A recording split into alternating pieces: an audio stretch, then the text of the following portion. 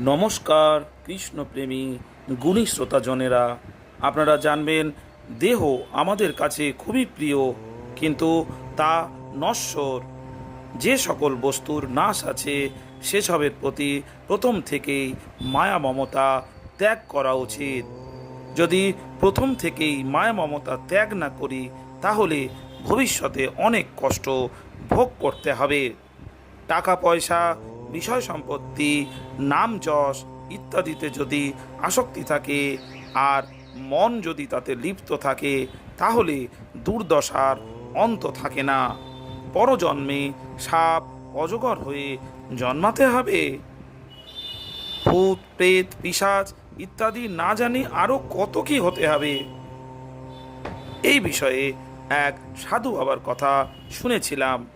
তিনি খুব অনাসক্ত ত্যাগী পুরুষ ছিলেন। টাকা পয়সা ছুতেন না, নির্জনে বসে সাধন ভজন করতেন।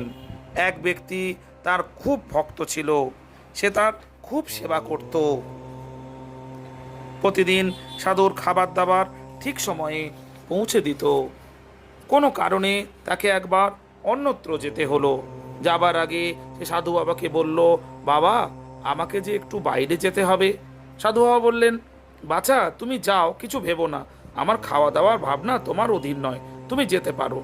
তবু লোকটি বলে, মহারাজ, কিছু টাকা আপনার সামনে ওইখানে বাটিতে পুঁতে রেখে যাচ্ছি, যদি দরকার হয় তাহলে কাউকে দিয়ে কিছু আনিয়ে নেবেন। বাবাজির অনিচ্ছা সত্ত্বেও সে টাকাটা ওইখানে পুঁতে রেখে চলে গেল। এর মধ্যে বাবাজির খুব অসুখ করলো আর মারাও গেল। মরার পর তার ভূতজনি লাভ হয়। রাত্রিবেলা লোকে ওখানে খড়মের খটখট আওয়াজ শুনতে পেত। লোকে ভাবতো, এ আবার কি, কিসের শব্দ? পরে যখন সেই লোকটি ফিরে এসে শুনল যে সাধু মারা গেছেন, তখন তার খুব দুঃখ হলো। লোকেরা জানালো, ওখানে রাত্রে খড়মের খটখট আওয়াজ হয়, বোধহয় কোনো ভূতপ্রেত হবে, তবে কারো কোনো ক্ষতি করে না। লোকটি রাত্রে ওখানে রইল।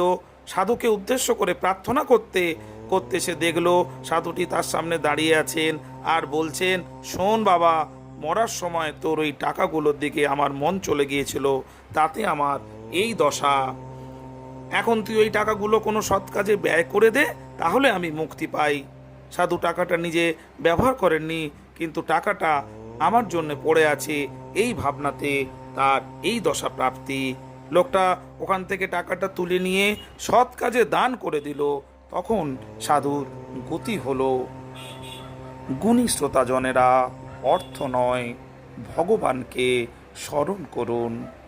ভালো থাকবেন। নমস্কার।